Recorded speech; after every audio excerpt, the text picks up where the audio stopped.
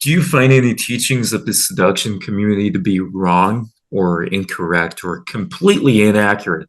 There's a lot of people giving a lot of advice about a lot of things in a lot of different levels. Forums and coaches who charge $100 an hour or whatever. Of course I do. Of course I do. I'm the most experienced in this industry, but you think about, like, there's so many guys come from different places. They can be in different scenarios, in different contexts, in different stages of the game, in different mindsets. So you need to calculate the right advice given who he is, how good or bad he is, where they are, what he wants to achieve, who the girl is, what the scenario is, what the time frame is, what the demographics are.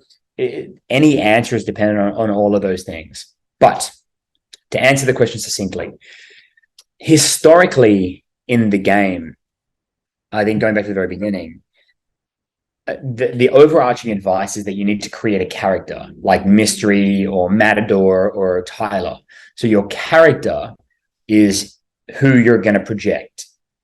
But the first thing that I teach, the kind of the first commandment of the reality of being good is at game, is that there's no reason why you're not enough.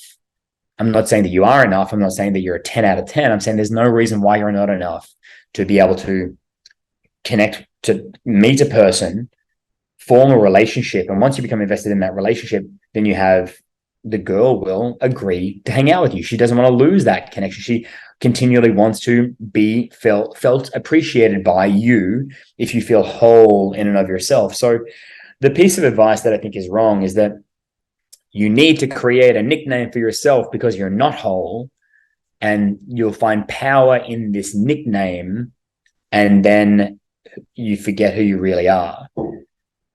In the same way that your listeners want to be validated by a coach or a father figure, or they want to get attention from somebody they look up to, that's how women and, some partners in different sexualities and different genders, they want to be validated by somebody that they respect.